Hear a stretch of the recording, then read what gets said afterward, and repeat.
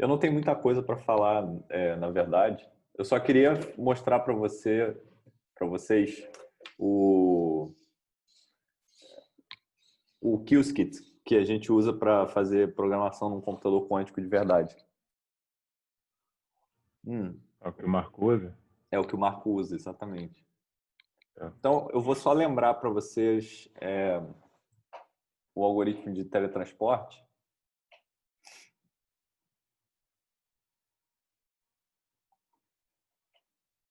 Ah, eu tenho que compartilhar a tela, né? Óbvio. Esqueci disso. Espera aí. Show.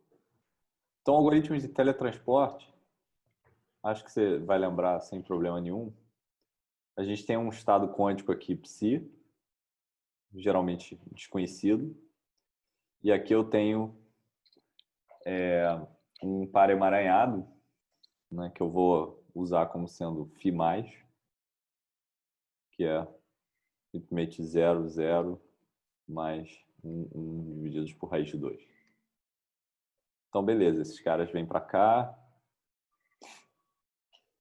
E aqui eu faço uma medida chamada Bell State Measurement. Okay?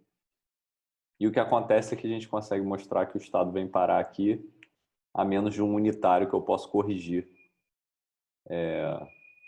mandando um bit clássico correspondente a um dos 4 outputs dessa medida aqui. Na verdade, mandando 2 bits clássicos.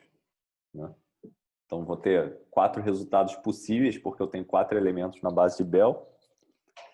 E aí eu mando o resultado da minha medida, eu tenho que mandar 2 bits para poder especificar qual foi.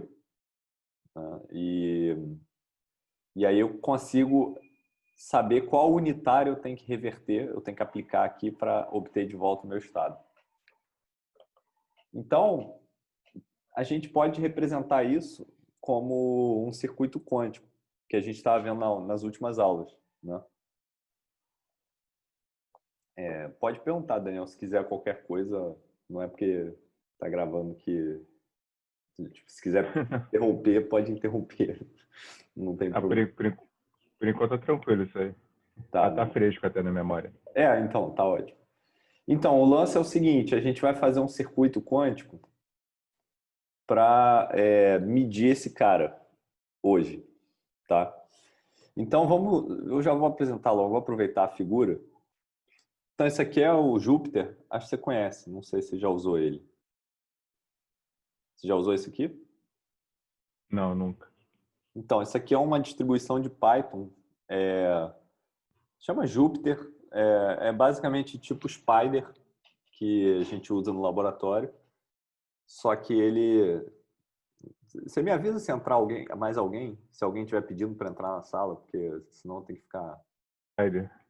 Não tem muita diferença. Na verdade, o Júpiter ele tem um ambiente parecido com matemática, tá vendo? Ele roda no browser. Então, você chama ele pelo terminal aqui. Por exemplo, eu vou escrever aqui o Jupyter Notebook. E aí, quando eu aperto Enter, ele aparece assim. Na verdade, ele vai aparecer uma tela com um diretório. E aí eu clico no programa que eu quiser. E vai aparecer uma janela, por exemplo. Novo notebook, Python 3. Aqui, tá vendo? Abriu aqui, ó. Aí aqui eu posso fazer, sei lá, 2 mais 3, 5. É Python. Entendeu?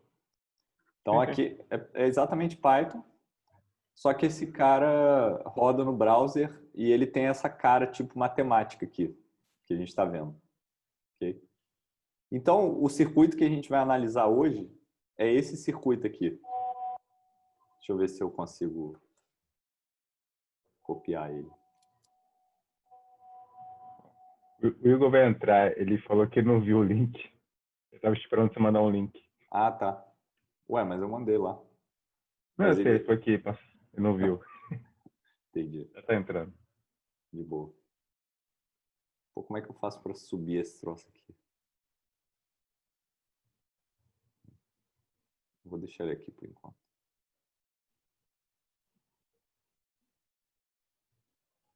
Deixa eu ver se eu consigo admitir o Igor aqui. Daniel, era só relembrar o teletransporte quântico, né? Que acho que está fresco na memória de todo mundo, que a gente viu isso outro dia. Então, basicamente, tem um par emaranhado aqui, né? E eu entro com um estado desconhecido, ok? E esse estado desconhecido eu vou fazer uma medida de Bell. Eu vou projetar um dos 4 elementos da base de Bell junto com um dos qubits do meu estado emaranhado. E eu vou mandar 2 bits clássicos que vão me dar a resposta do unitário que eu tenho que aplicar no estado desse lado daqui para reverter, para reobter o meu estado psi, certo? Então hoje eu queria falar sobre um circuito quântico que meio que executa isso. Na verdade, ele não executa isso perfeitamente, mas é uma aproximação boa. E o circuito quântico que a gente vai considerar é esse aqui, que está desenhado aqui, né? Então essa parte... Pergunta. Fala, Daniel. Sei lá, eu penso assim, se eu quiser medir o spin de uma partícula, eu uso o Schrödinger-Lac. Mas aí quando você tem, vou fazer a medida de Bell, você vai medir 2 spins ao mesmo tempo, né? É uma medida global. Como que se faz isso no laboratório? Não tenho a mínima ideia. Então, é dificílimo fazer uma medida, dificílimo, entre aspas. Com computação quântica universal tudo fica fácil, mas a priori é muito difícil de você fazer uma medida de Bell completa, que seja o projetor, os 4 projetores associados à base de Bell. Por exemplo, se forem 2 spins eletrônicos, você pode tentar projetar o sistema num alto estado de momento angular total. E aí, se você obter, por exemplo, J igual a 0, M igual a 0, isso aqui necessariamente tem que ser o psi menos, que é o Singleto. singleto, 0, 1, menos 1, 0. Se você obter J igual a 1,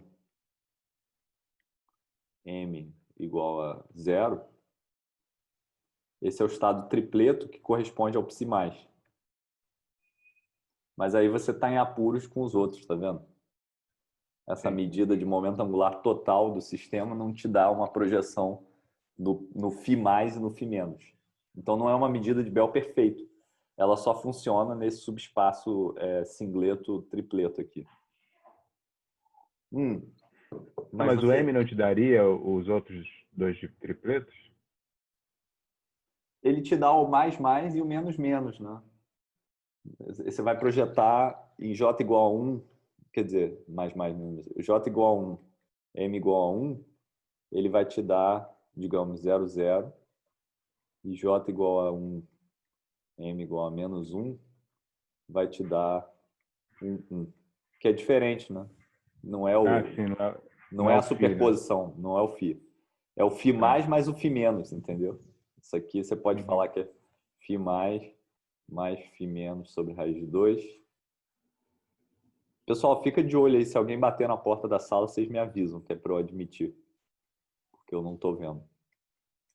O Bruno caiu. Então ele vai voltar. Peraí. Então você projeta nessa superposição aqui que não é a mesma coisa, entendeu? Ah, vocês conseguem ver, né? O pessoal que está tentando entrar cá. Pronto, agora eu consigo ficar olhando. Não? Droga, então não tem como dizer. É muito estúpido esse negócio de... Mas enfim, é isso aqui, entendeu? Isso aqui não projeta no φ mais, no φ menos. Mas se eu tiver acesso a um computador quântico universal, aí meio que trivializa o negócio. Porque eu consigo fazer isso aqui, ó, Daniel. Eu aplico um CNOT, ok? E depois eu aplico um Hadamard aqui. Isso a gente já viu, inclusive, numa das aulas do passado. Esse circuito quântico aqui, que a gente vai usar hoje, aliás, esse elemento, né? Esse motif, como é que se chama em português isso? Esse padrãozinho. É motif, né? Você usa motif. Você usa? Não sabia. Esse motif aqui, que a gente pode usar, é uma medida de Bell. Perfeita, na verdade. Por quê? Porque ela converte, por exemplo, φ mais e menos, eles vão ser levados né, sobre a ação desse CNOT mais Hadamard, eles vão ser levados para 0, 0 no caso de Φ+, e 1, 0 no caso de Φ-. Já o Psi mais menos, eles vão ser levados em 0, 1 para o caso de Psi+, e 1, 1 para o caso de Psi-. Então, eu consigo converter qualquer um dos meus estados da base de Bell vão parar num estado ortogonal da base produto. Então, eu posso simplesmente agora medir esses caras aqui. E se der 0 e 1, ou 1, 1, ou 0, 0, eu sei qual estado entrou aqui, entendeu? Aí seria colocar um Stern-Gerlach em cada uma dessas pontas. A gente não vê como Stern-Gerlach necessariamente. Você está pensando muito em spin. Mas você poderia, por exemplo, se fosse um qubit supercondutor, esses caras correspondem a estados de corrente no supercondutor. Então, você pode só medir a corrente, entendeu? Então, se a corrente é positiva e, tipo, se eu tenho duas junções de Josephson, uma do lado da outra, né? Isso aqui é representado em junção de Josephson, é uma coisinha que é um pedaço de isolante num circuito supercondutor, né? Então, se a corrente está circulando para cá é 0, por exemplo, se a corrente está circulando para cá ela é 1, algo desse gênero, entendeu? Então, eu posso simplesmente colocar um medidor aqui e aí eu vou saber se é 0 ou se é 1. Ou no Stern-Gerlach também, se você estiver trabalhando com spin. Mas as pessoas tentam fazer coisas em que os qubits não ficam voando de um lado para o outro, que não é muito prático. Se for num... Eu penso muito em quantificadores. Pois é, mas tá certo, porque é o exemplo físico que você tem em mente, né? Tipo, é a coisa que tá fresca, que você aprendeu direito e tal. Então é natural você voltar lá. Mas você chegou a assistir a aula de qubit supercondutor que eu coloquei pro pessoal de Quântica 2? Não. Dá uma olhada lá. Eu vou te mandar o link. Tá no YouTube. Ficou legal aquela aula. Então, beleza. Então, voltando para cá, né? Vamos interpretar esse circuito aqui. Isso aqui são os qubits que eu vou usar. Então, tem qubit 0, qubit 1 e qubit 2. Então, são 3 qubits. Então, seria como se eu estivesse falando o seguinte, olha, esse aqui é o meu qubit 0, esse aqui é o meu qubit 1 e esse aqui é o meu qubit 2. Tá? Então, as linhas Q0, Q1 e Q2 correspondem a essas. Q0, Q1 e Q2. Ok? Aqui, como eu estou fazendo, eu que estou preparando o estado, né? Eu sou o cara que prepara o estado, eu vou preparar um estado conhecido, né? Não é um estado qualquer. Então, o que eu escolhi para preparar, que eu achei que era um estado interessante, esses qubits aqui, por definição, quando você inicializa eles no Qiskit, né, que é o programa que a gente vai usar hoje, eles, by default, eles estão no estado 0. Tá? Eles começam no 0. Então, esses caras todos começam no 0. Então, o que acontece é que aqui eu aplico um Hadamard e esse cara 0 vai parar em 0 mais 1. Então, esse é o qubit que eu quero teletransportar, que é um peso igual de 0 e 1. Tudo bem? Então, isso aqui, se você quiser, a gente pode chamar de preparação de estado.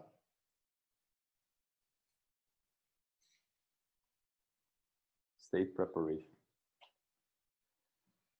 Aqui, se você reparar, ele está atuando só nas linhas Q1 e Q2. Então, é o inverso desse motif aqui que a gente colocou. Esse motif aqui, ele começava com CNOT, depois vinha para um Hadamard. Aqui ele começa com Hadamard e vem para um CNOT. Então, o que ele vai fazer? Ele vai pegar o qubit 0, vai transformar em 0 mais 1, e junto com esse CNOT aqui, né, controlado nesse cara, ele vai flipar o estado desse qubit se o estado do primeiro for 1. Então, nesse ponto aqui, a gente vai criar um estado que é φ+, que é 0, 0, mais 1, 1. Estão vendo?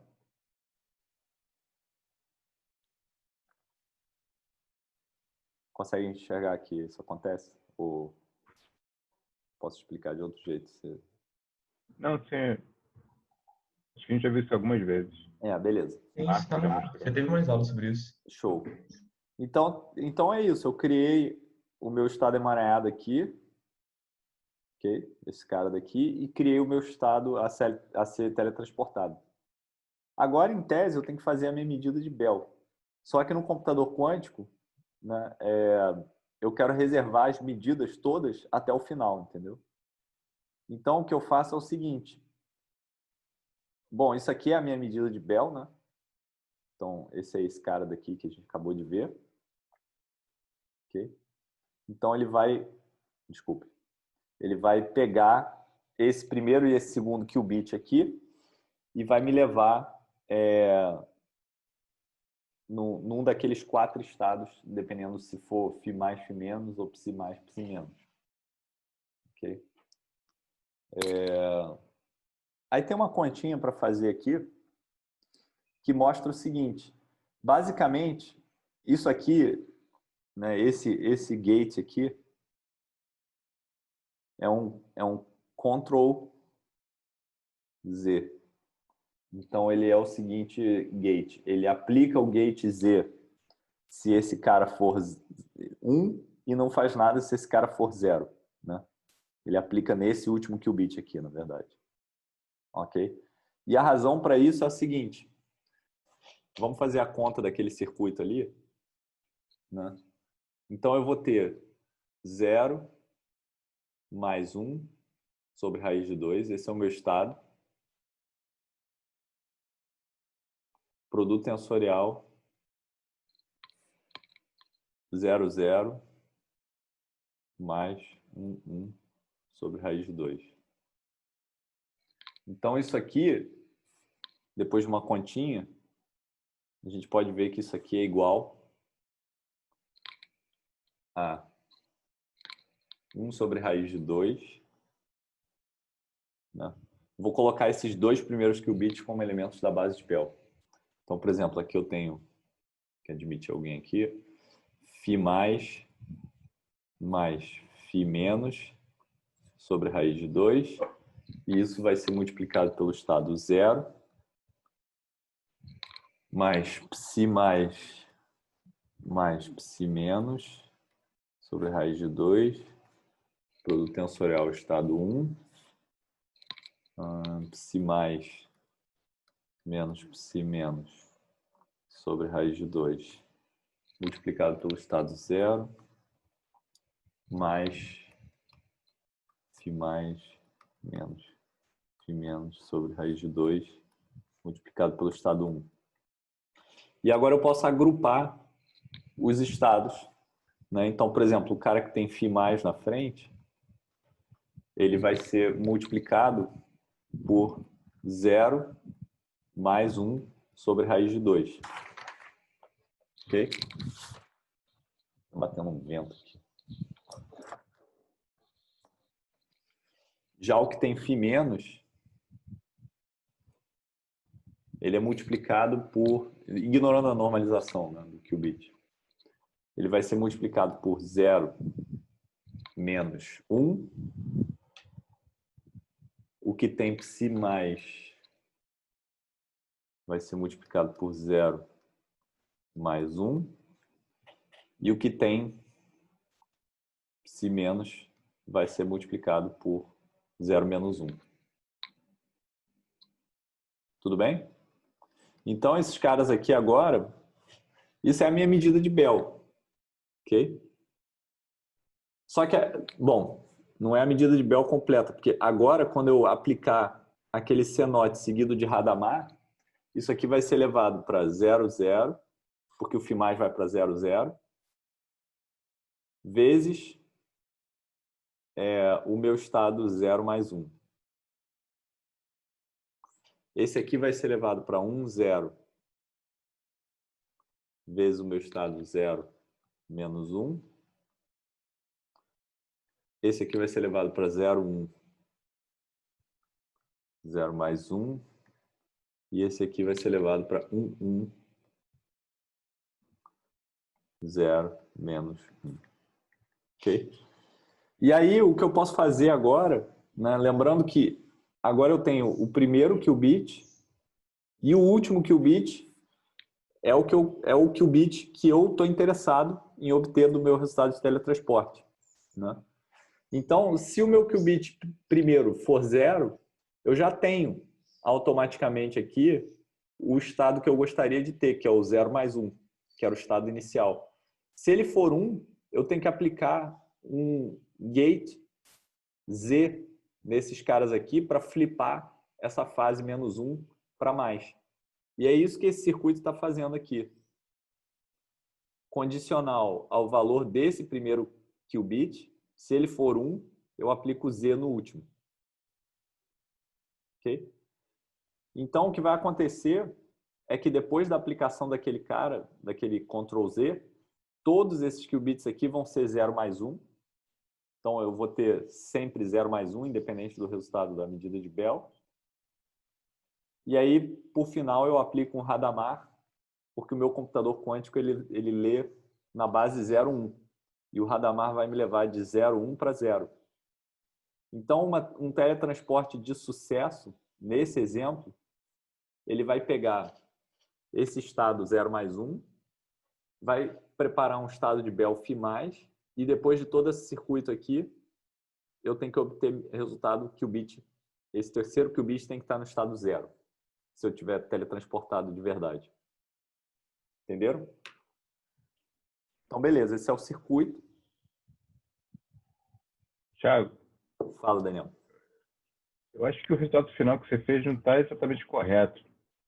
Por quê? Primeiro que eu sei que você tem que enviar 2 bits clássicos. Do jeito que você fez, só precisa de 1 bit clássico. Então tem algo faltando aí. Não, é porque o estado que eu estou teletransportando é um estado específico.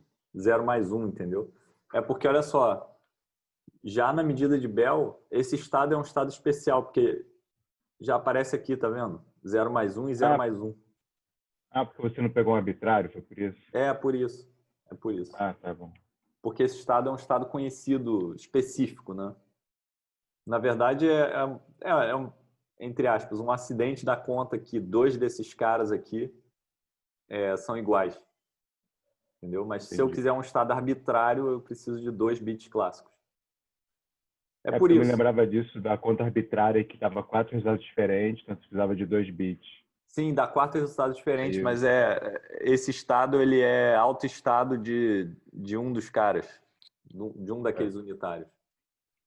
Então, é um caso especial, então. Exatamente. Mas a conta se pode conferir, tipo, não tem muito... É só essa conta aqui. Entendi. Achei estranho que só precisou de 1 bit. Pois é, não, é por causa da particularidade do estado. Também a gente tem que preparar um estado, né? Assim, você pode tentar generalizar isso aqui para um caso genérico. Se eu entrar com alfa e beta aqui. Mas eu não gastei muito tempo pensando nisso, mas nessa implementação do computador quântico da IBM, né, que a gente vai usar, esses caras aqui, as medidas, tem que ser no final do circuito, entendeu? Então, não posso ter aqui no meio, ele dá erro se você colocar. Eu tentei, se você colocar uma medida aqui e tentar condicionar um operador que você fizer essa medida, vai dar erro. Mas parece ter um resultado de informação quântica que diz que você sempre pode encontrar um circuito equivalente onde as medidas estão no final. Há um circuito que tem as medidas no meio. Você pode encontrar essa equivalência.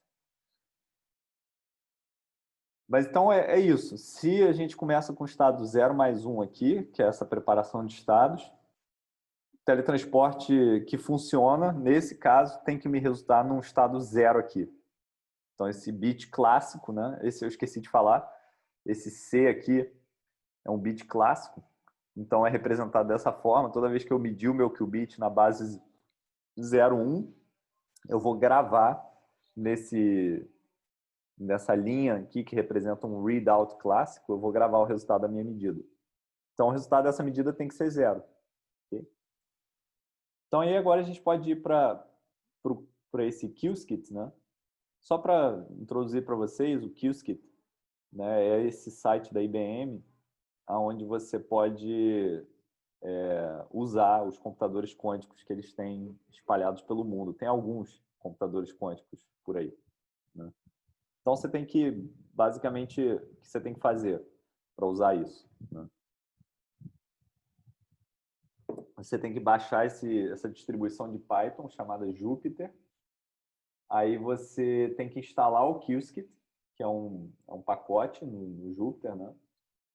E aí você tem que se registrar nesse IBM account aqui. Então você tem que entrar aqui e fazer todos os trâmites lá. É muito fácil de fazer e eles vão te dar uma conta, tá?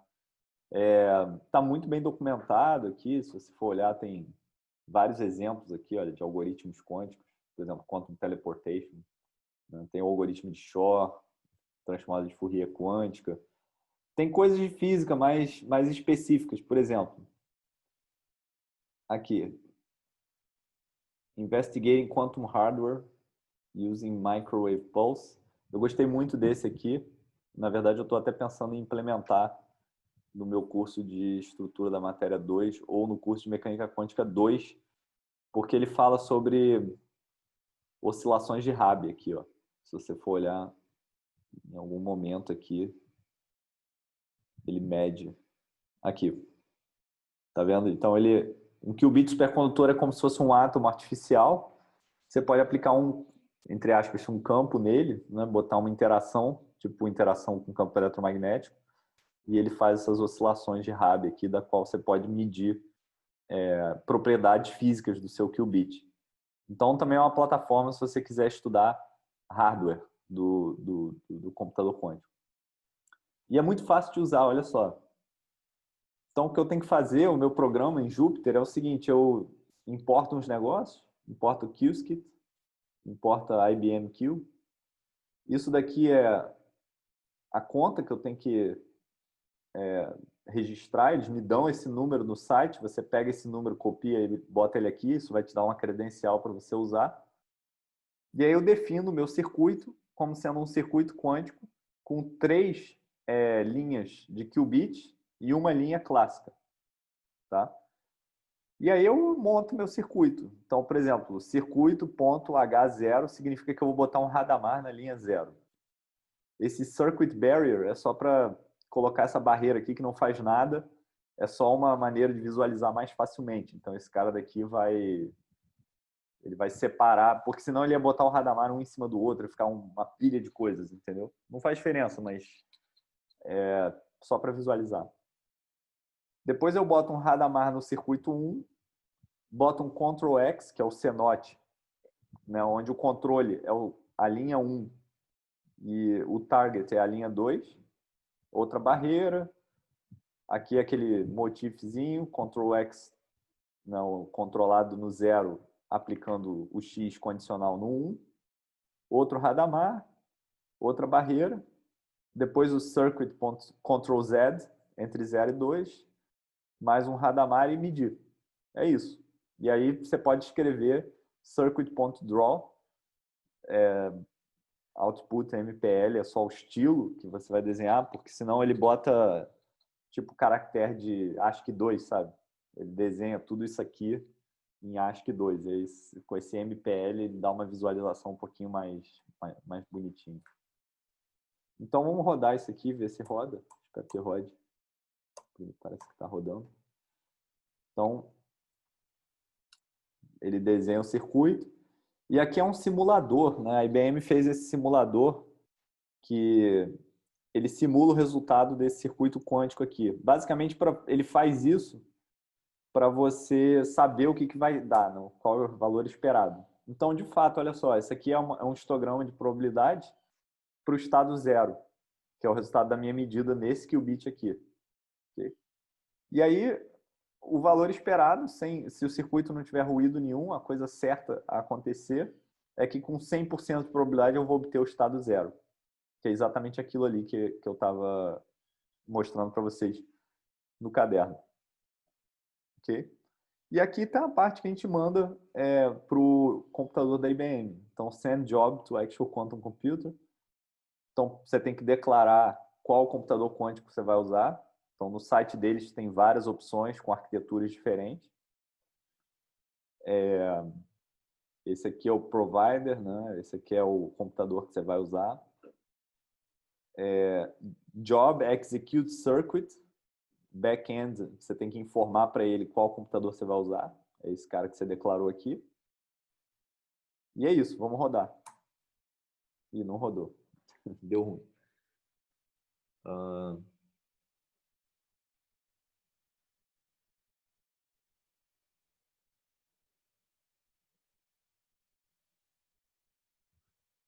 Bom, ontem ele tinha rodado. Hoje ele não quer rodar por alguma razão que eu não compreendo muito bem. Eu tenho Acho que ele reclamou do nome do IBM Q. Mas eu usei exatamente esse nome outro dia. É que caiu? Não sei, cara. Mas tudo bem, olha só. O resultado que você obtém é uma coisa assim, olha. Result, job.getResult, são códigos. Isso tem infinitos vídeos no YouTube explicando a fazer isso. Ou se você quiser olhar a documentação, está muito bem explicado. E aí você manda o plot histogram e aí ele te dá o resultado que ele obteve no computador quântico real. O que eu obtive outro dia foi exatamente isso aqui, olha. Então, com, digamos, 30% de probabilidade... na verdade, desculpa, teria que dar 0, né? Mas no meu circuito original eu tinha um bit flip aqui. Então ele ia de 0 para 1, tá? Sei lá porque eu quis botar só para ver o que acontecia. Então está invertido a resposta. Então com 30% de probabilidade a gente tem o 0 e com 70% de probabilidade a gente teria o 1, que era o que eu queria originalmente. Então a gente vê que o computador quântico não é perfeito, né? Ele é ruidoso. Porque com alguma certa probabilidade ele me dá o estado que eu não gostaria de ter do resultado do meu teletransporte. Mas eu acho que é legal dar uma olhada nisso, sabe? Porque a gente pode usar isso para várias coisas. Assim. Tem pessoas que estão publicando artigos com isso. E parece muito fácil de usar, né? É extremamente fácil de usar, Igor. Eu literalmente aprendi a fazer isso aqui do zero em 2 horas, sei lá. Tipo, porque eu parei para ler como é que funcionavam algumas coisas. É muito fácil. Eles realmente criaram um negócio bem simples, assim. Agora eu não sei por que ele está dizendo isso. Será que se eu rodar tudo...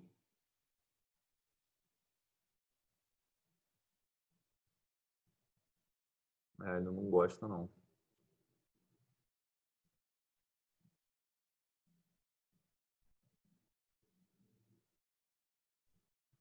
Bom, eu vou ver depois por que isso aqui não está funcionando. E aí eu mostro para vocês depois melhor. Mas a ideia é essa. É bem tranquilo de usar. E dá para fazer muita coisa, sabe? Dá para fazer vários exemplos aqui. Super Dense Coding, algoritmo de Bernstein-Vazirani, enfim. Algoritmo de Grover, que é uma coisa que a gente vai ver daqui a pouco. São exemplos clássicos E eles explicam muito bem aqui também. Eles fizeram um caderno mesmo. Um livrinho. Entendeu? Sim, tem uma outra coisa que eu queria vender para vocês hoje, que é esse Quantum Toolbox em Python também, que é muito bom. Eu também é muito fácil de usar também, eu aprendi a usar outro dia. E a gente pode fazer várias coisas com isso daqui, né? Por exemplo, tem uns tutoriais interessantes aqui que a gente pode dar uma olhada. Então, também tem circuitos quânticos, visualização de estados, blá, blá, blá. Isso aqui roda num computador clássico, né? Não é um computador quântico, mas é todo um toolbox para você calcular coisas de informação quântica. Então, por exemplo, a gente tem aqui Lindblad Dynamics, tá vendo? E a gente pode usar isso para calcular evolução temporal, por exemplo, dos nossos osciladores harmônicos em optomecânica quântica. Em algum lugar aqui ele tem até um exemplo pronto. Optomecânico. Tipo integrador? Ele integra a equação de optomecânica. Eu usei isso no meu paper de Qbot para integrar a equação de Lindblad para os qubits que eu tinha lá. Né? Lá foi legal, porque é não trivial, é realmente não trivial. Assim. Cada integração é fácil, demora alguns segundos ou minutos, talvez. Mas eu tive que resolver naquele Qbot, foram aproximadamente umas 11.000 equações de Lindblad. Então, ele demorava umas 6 horas para computar tudo. Então, foi bem legal. Então, tá vendo? Aqui ele já tem tudo construído, tá vendo? Você só manda ele Lindblad, blá, blá, blá, declara os operadores de salto quântico. É muito fácil. Né? E aí ele calcula algumas coisinhas aqui. Mas a gente pode adaptar e usar para calcular para os nossos problemas, entendeu? Me manda esse link, por favor.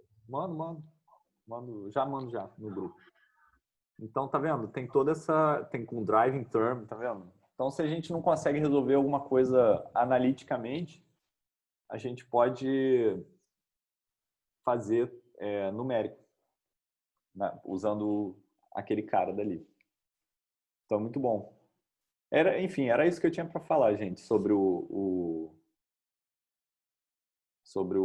Q-tip e o Qiskit. Então, tenta usar, brinca um pouquinho. Uma coisa que eu queria fazer com o Qiskit, mas eu não sentei para fazer ainda, era violar Bell, porque você pode fazer um circuito quântico. Isso é um exercício, na verdade, bom para vocês treinarem computação quântica. Faz um circuitinho quântico que cria um estado emaranhado e que faz uma medida, uma das medidas, né, de uma desigualdade de Bell. Ou CH-SH, se você quiser. Acho que é mais fácil CH-SH. E aí você faz um circuito para cada medida. E aí você executa todos. No final, você vai ter um monte de histogramas que vão te dar as probabilidades e você pode montar o valor esperadozinho do seu operador de Bell, do operador de CH-SH, e você pode ver se ele dá maior do que 2 ou menor do que menos 2.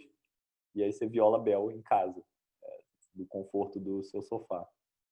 Então, acho que é um projetinho legal assim para vocês. Aliás, se alguém quiser usar nos seminários e fazer isso, é uma ideia excelente, eu acho. Violar Bell usando o computador da IBM. Ele deve violar, assim, e é uma forma de você verificar que realmente tem emaranhamento lá, né? Que não é uma balela que os caras estão criando. Então é isso, pessoal. Eu tô satisfeito hoje. É o que eu tinha para falar. Vocês querem perguntar alguma coisa? Trocar uma ideia? Bom, vou parar de gravar, tá? Pô, achei a aula bem maneira.